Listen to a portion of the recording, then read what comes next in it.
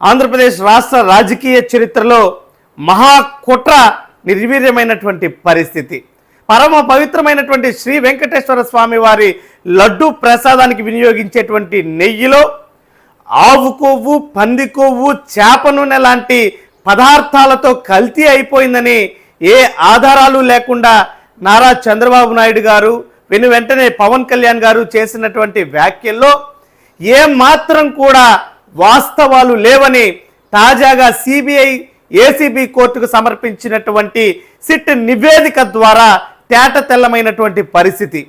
నాకు 40 సంవత్సరాల రాజకీయ అనుభవం, 8-10 వయసుంది అని చెప్పుకునేటువంటి చంద్రబాబు నాయుడు గారు ఏమాత్రం కూడా కనీసం ఇంగిత జ్ఞానం కూడా లేకుండా కోట్లాది మంది హిందూ భక్తుల మనోభావాలు దెబ్బతినేటువంటి రీతిలో, అదేవిధంగా ఏమాత్రం కూడా సంబంధం లేనటువంటి వ్యక్తులు మానసిక క్షోభకు గురయ్యేటువంటి రీతిలో నిరాధారమైనటువంటి ఆరోపణలు చేస్తూ లడ్డు కల్తీ అయిపోయిందంటూ చేసినటువంటి వ్యాఖ్యలు చాలా ఆక్షేపణీయం. ఎందుకంటే కనీసం ఏమాత్రం కూడా అవగాహన లేకుండా కేవలం స్వార్థ రాజకీయ ప్రయోజనాల కోసం మాత్రమే చంద్రబాబు నాయుడు గారు ఆయనపై వస్తున్నటువంటి వైఫల్యాలను కప్పిపుచ్చుకోవడానికి, ప్రజల దృష్టిని మరల్చడానికి లేనటువంటి లడ్డు కల్తీని తెర మీదకు తీసుకొచ్చి ఆ యొక్క నిరాధారమైనటువంటి తప్పుడు కథనాలను నిజాలు చేయడానికి చేసినటువంటి ప్రయత్నాలన్నీ కూడా భగ్నమైనటువంటి పరిస్థితి. సాక్షాత్తు శ్రీ వెంకటేశ్వర స్వామి వారినే చంద్రబాబు నాయుడు గారు నీచ రాజకీయాల కోసం శ్రీవారి ప్రసాదాన్ని కూడా వాడుకోవడం జరిగింది. మరి ఈనాడు చంద్రబాబు నాయుడు గారు చేసినటువంటి ఆరోపణలన్నీ కూడా అవాస్తవాలని బట్టబయలైనటువంటి పరిస్థితి.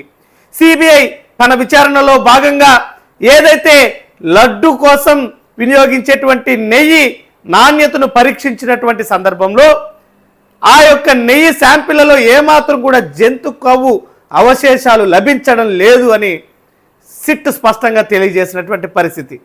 మరి చంద్రబాబు నాయుడు గారు నిస్సిగ్గుగా చేసినటువంటి ఈ నిరాధారమైనటువంటి ఆరోపణలకు బేషరతుగా హిందూ భక్తులందరికీ కూడా క్షమాపణ చెప్పి తీరాలి. ఇప్పటికైనా కనీసం నీచ రాజకీయాలను మానుకోవాలి. నీచ రాజకీయాల కోసం దేవుడిని కూడా రాజకీయాల్లోకి లాగేటువంటి ప్రయత్నాలను విరమించుకోవాల్సినటువంటి పరిస్థితి. ఇకనైనా శ్రీ వెంకటేశ్వర స్వామి వారు చంద్రబాబు నాయుడు గారికి సద్బుద్ధిని ప్రసాదించాలని వేడుకుంటున్నాం.